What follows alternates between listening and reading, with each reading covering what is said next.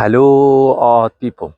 Well, I checked the weather and it said the weather will be anywhere between 7 degrees and 13 degrees. So I got prepared. I got my hat and my jacket and I even have my coffee.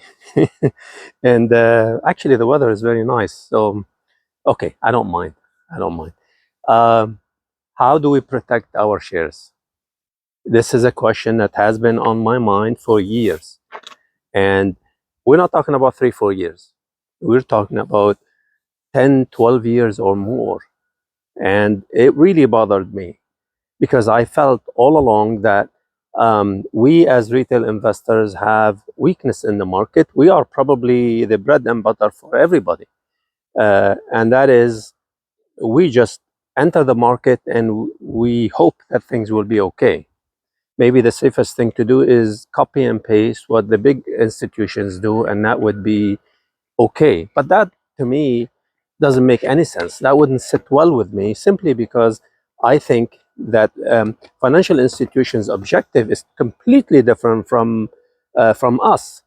They, the way they deal with the business is just completely different. They probably have thousands of companies they invest in, so it is not possible to do the same thing. And you might think, well, okay, let's copy the big ones. That's not the way. That's not investing. That is just, hoping for the best. Okay. Investing is about understanding, is about, gaining knowledge, and is about doing better and better, better as you go, as time goes by. Right. And we do, as retail investors, have flexibilities that even financial institutions don't have. And that is the flexibility of getting in and out, flexibility of making changes, flexibility of doing a lot of things that financial institutions don't have, in my opinion, anyways, right? Again, please do your research and due diligence. This is just, information shared with you based on lessons learned, that I accumulated over the years. So, getting back to the subject, how do we protect our shares?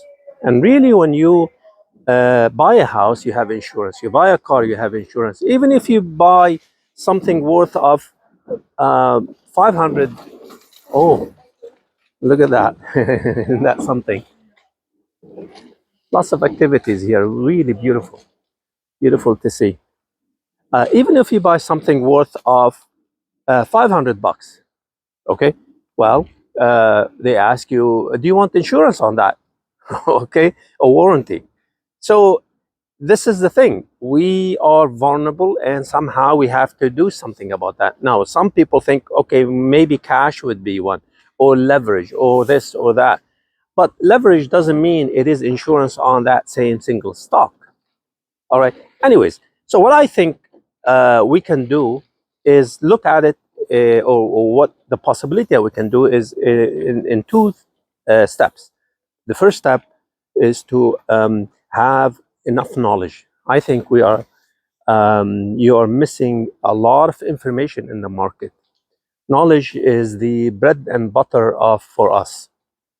Lessons learned is also key. The more you are in the market, the more that means you survive the market and you learned a lot. And it would be useless if we don't make our tomorrow better than today. It would be unbelievable that tomorrow will be the same as today. Gotta learn something. Okay. So, with that, I think the subject is big.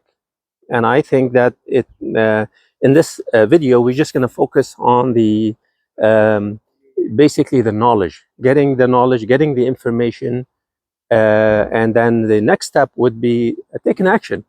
What are the things, and you have to be flexible. You cannot be going into this in one direction. Okay, so knowledge. Well, um, just to show you, that this has been going on in my mind for years. Last year, I did the analysis on FTD, if you guys remember, right?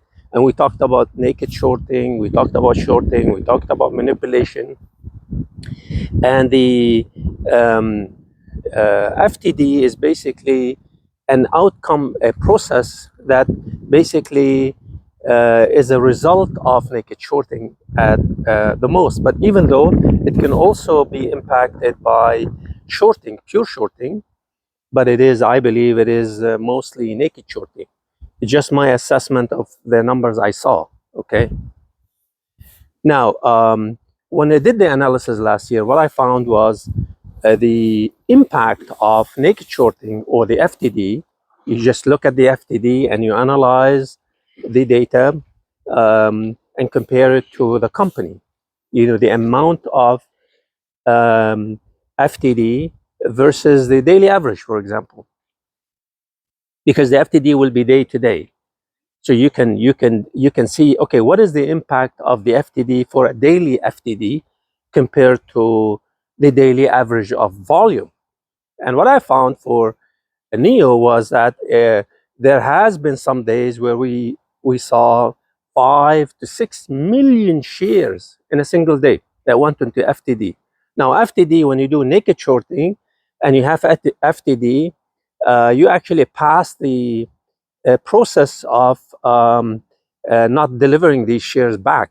The reason why it's called FTD is failure to deliver is you fail to close the loop on them. So therefore, there's lots of activities. These are the ones that escaped these or actually failed to be closed.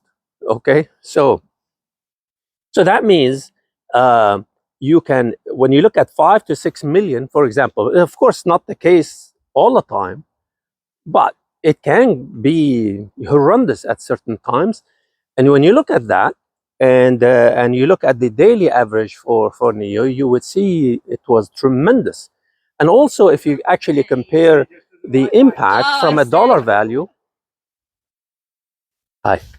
you impact from a dollar value to the and compare that to other companies such as Nvidia or Tesla and others, you would see that NEO was heavily naked shorted to a point where I saw something like over 100 times, 100x that of Nvidia when you take away the market cap.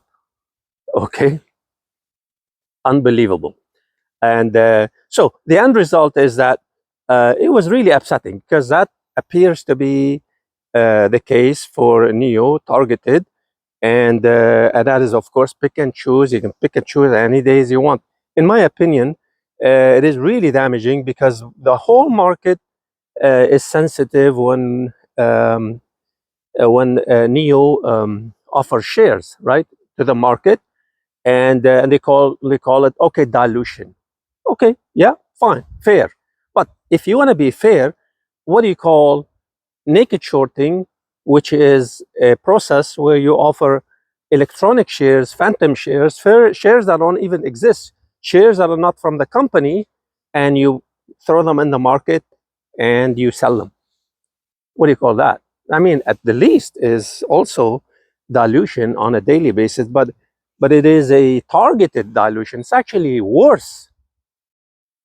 So the point, and we even discussed the possibility of having class action lawsuit, and we can show data that this little NEO company has been basically completely destroyed by this type of process. And that's why knowledge and analysis is really the key of expanding our information as to, hey, what's going on. And the thing is that, well, naked shorting is not done on NEO only. It's actually done on everybody. So you can say, you can make a general statement that, hey, it is part of the system. It's actually part of the system.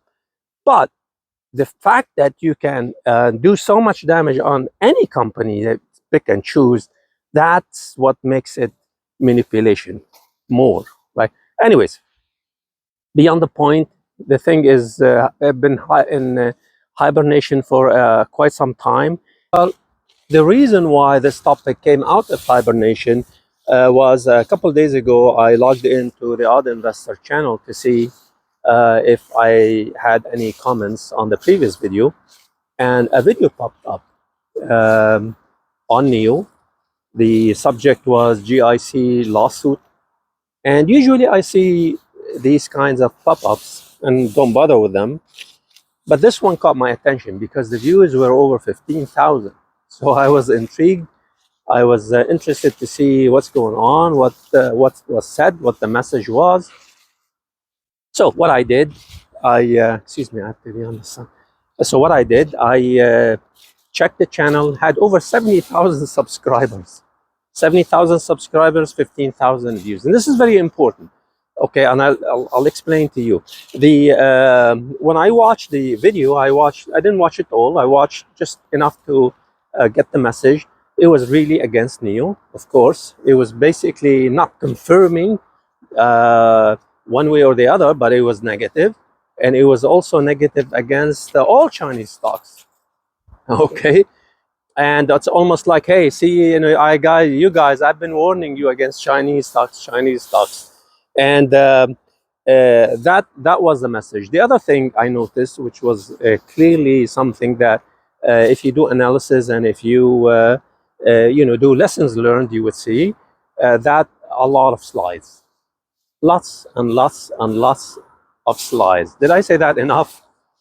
Lots of slides, and that is something to consider in the future. Okay, now, or I'll explain it to you later what that means. Okay, so with that information, it really took me back to the old times when I used to watch everybody and think everyone, like YouTube channels, and think everyone has a good intention of really telling the truth about the stock, that we may have different views. For example, I could say, well, I have enough information to be bullish on Neo, to invest in Neo. Somebody else says, I have enough information to be bearish on Neo. And both information could be truthful. That's fine. That's okay. This is what I had in mind, that all the information there is actually truthful and with good intention. And so I would always give the benefit of the doubt and whatever. But no, that was a deadly mistake that you should not do. You should not do. Why? Because you can actually have people who would pick and choose and manipulate.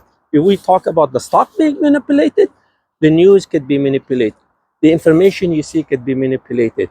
Maybe what I'm telling you could be manipulated. We try to present our case in a way that makes the others believe our case, right? And so it could be manipulated, but some information could be we're not talking about this video, we're talking in general, could be actually pure lie. I had seen articles and I talked about them in the past, short articles, that the whole purpose is to really make you give up the stock. Even the title, give it up, like this, like in a rude way. Give it up. Talking about Neo in an insulting way. If you actually have Neo company or have investment in Neo, it's almost an insult for anybody who would invest in the company, right? But then when I look at the article, and then the week after, I have a similar article from the same guy, constantly, basically every week or 2 weeks,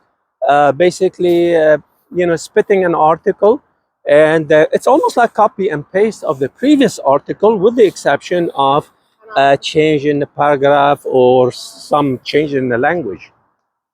So the question is, why would somebody spit out an article every week or 2 weeks and basically tell you, give up on Neo, give up on Neo, give up on Neo, like that? Why would they do that? If their message is to really be, that I'm spreading the good word, why would they do that?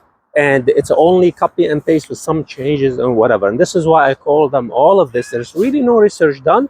They are pieces of junk, in my opinion. Pieces of junk. This is what in my category, if there is like category, they just go into pieces of junk. That's why there's no point in actually looking at them, reviewing them, doing anything, because you already know the message. So I don't look at them anymore. All right, so that's for that. However, we do see not only articles, but we do see sometimes interviews with somebody. This big media outlet having conversation with somebody, or maybe one person or two people, and having a discussion. What do you think about this? And what do you think about that? And believe me, the comments I hear, laughable, unbelievable that they actually have anybody that we know who covers Neo would know probably 10 times more than these guys. But these guys are the experts, right? So it shows that we actually know a lot. But at the end of the day, I think that we can streamline our own process. This is what this topic is all about. How do we improve in doing that? I think we should really streamline. We should basically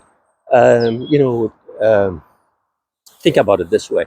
If you have valuable item and you want to put it somewhere, you might think the garage, I can put it in the garage, cover it, and it will be okay, right?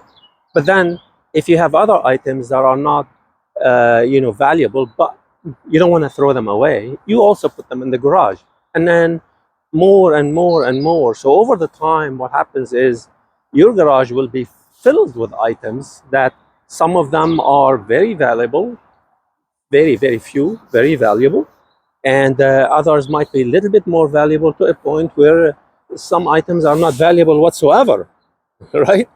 And guess what? When you try to find a valuable item, you can't find it because it's buried in all of that. It would make more sense to only keep the valuable items so you can find it right away.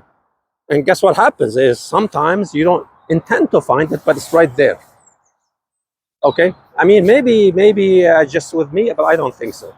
I don't think so. This is why it's important. One of the things, because we have limited time. The garage, you have limited space. In our time, we have limited time. We don't have time to listen to everybody. So how do we know who not to listen to, who not to read about? Like that article from that person, I would not even read. I even call that junk. So why would I even care about that? Some things just goes to, actually I get mail that just goes to junk.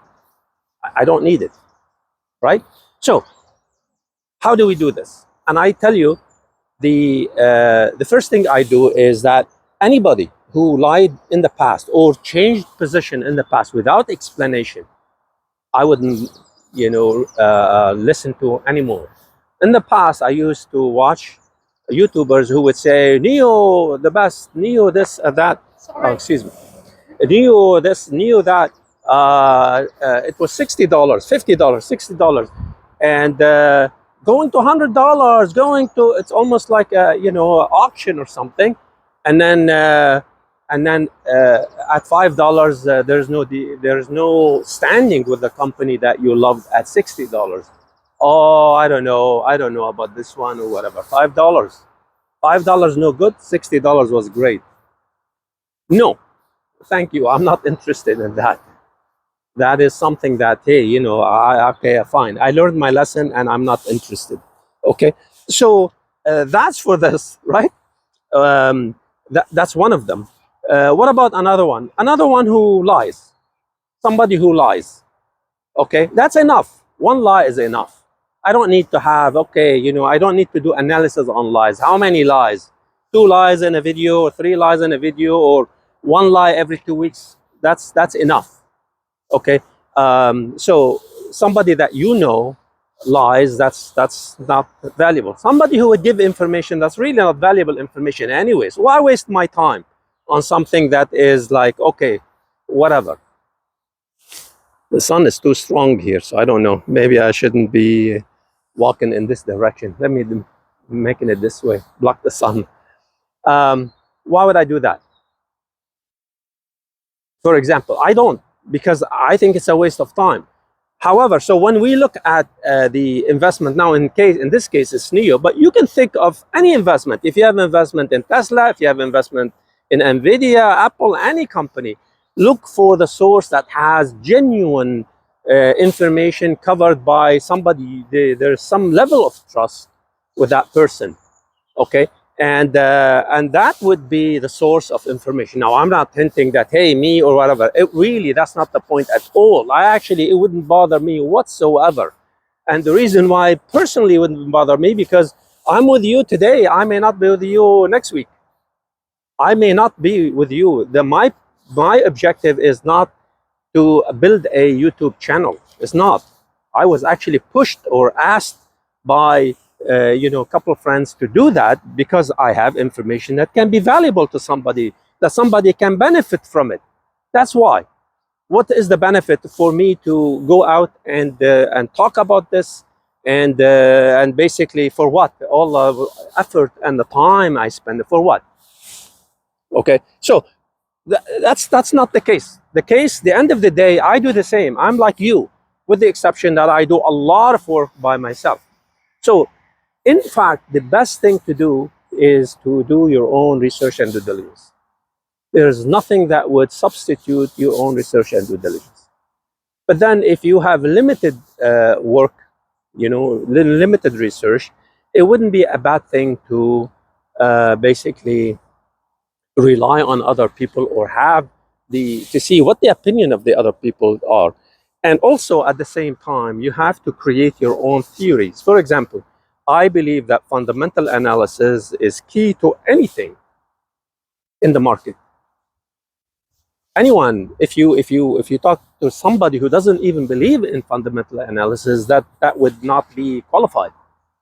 And the reason why I'm saying this is, for example, we wanted to analyze the failure to deliver as the impact of naked shorting on the stock. If I found in the analysis that NIO is naked shorted at the same intensity as Nvidia or Tesla or even Xpeng and Li Auto, I wouldn't make a deal out of this. Hey, naked shorting is part of the process, and there's nothing special about NIO. Okay, this is an acceptable process, and we don't have a case. But the fact that NIO is the intensity is so huge on NIO compared to everybody else, says that the NIO is targeted.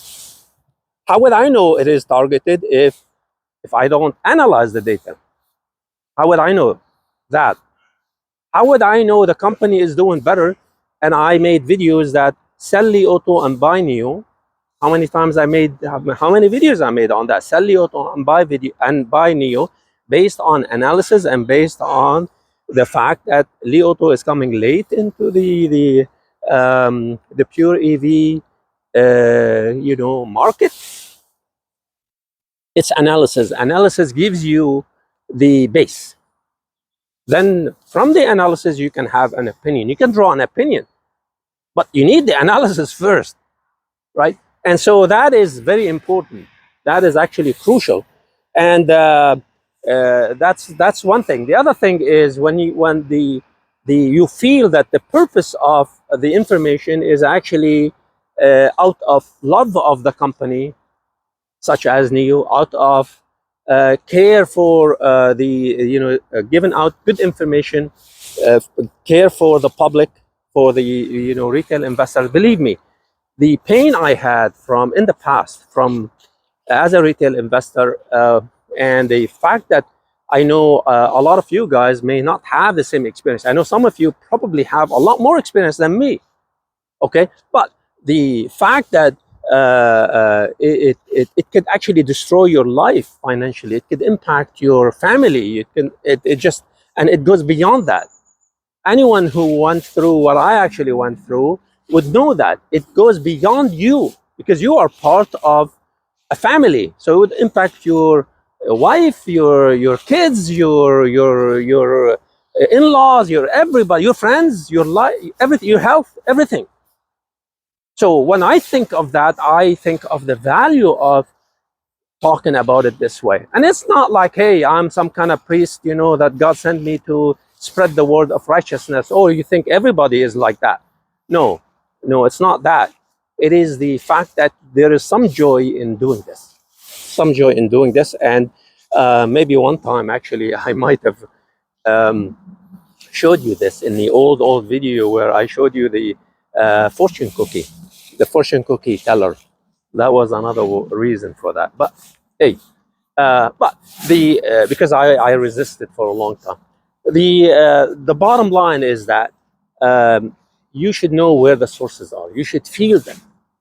If you've been in the market, especially if NEO is a big investment for you, you should feel that. And this is where you go. In my case, for example, I made an opinion on a subject, and I was attacked on a personal level. That is enough to me to disqualify the person as genuine, especially with the information I looked at to be pick and choose, and it wasn't even truthful at all. That is enough for me to basically disqualify. It wouldn't matter what the person has to say. Now, one thing we have to keep in mind is sometimes you can have good information from somebody, who would do these things, but that to me is it wouldn't matter. It wouldn't matter. I don't have the time to sift through good information from bad information, whatever. But it would disqualify for me on a personal level, right?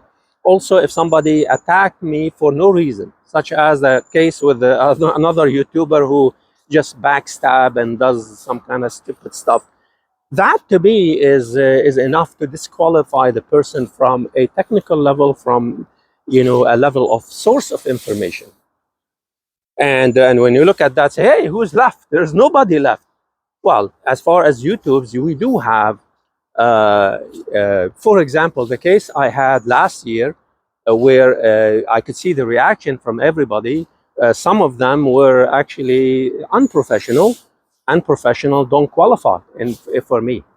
And I think you should think about that yourself as well.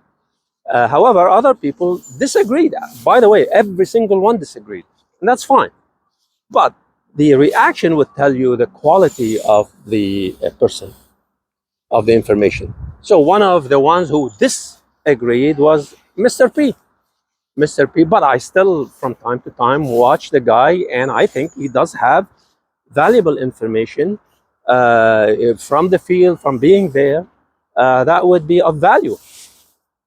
For example, neo trending, Aaron, he has from time, he actually also disagreed, but he had, of course, in a somewhat professional manner. That's fine. What a beautiful thing to disagree, But the thing is, and he does present good information that could be valuable, especially on the FTD or some other information on deliveries or whatever. I mean, whatever information that. The reason why I'm saying this is because the information is genuine. Once you have genuine place, that actually becomes a good source. You don't have to worry about everything else. Now, I personally may not have all the information, and sometimes I'm busy, or sometimes I'm traveling, or whatever. You might think that, hey, maybe I'm sugarcoating you a lot too. Hey, if you think that, then I'm not a good source. I'm not a good. If I qualify as what I'm saying for other YouTubers, then you should also put me on the list as not the source of that. Now, bringing you back to the topic, which I mentioned, that lots and lots and lots of slides. Lots of slides is no different than lots of stuff in the garage, and you will be confused. You cannot find the information you're looking for. But I believe that too many slides, and especially the way they are presented, there are different kinds of slides. There are the slides that are worked at and made an effort in presenting them to the viewer, and there are the slides that are copy and paste. Copy and paste slides, I can make PowerPoint presentation in 15 minutes, and I can have 50 slides. Copy paste, copy paste, copy paste from this source and that source or whatever. How much time would it take to say, Control C, Control V, Control C? No time, right? Copy and paste screenshots is one thing, but actually doing proper analysis, full analysis, where you have to collect data and you have to analyze the data and you have to do all of that work. This dog wanted to say hello. Is different. It's different, and actually, what it does also, the fact that these slides just keep on like a moving target. You just can't read much from them. Would actually cause confusion. I believe that, in my opinion, I don't want to go too far into this, but in my opinion, they do more harm than any good. You wouldn't even get the message right. You wouldn't even, unless you are good at pausing and then reading everything, and then pause and read everything. And I believe that the creator knows enough to leave. This is why when I have a slide, I leave it for a long time, so you can just look at it and try to understand everything about it.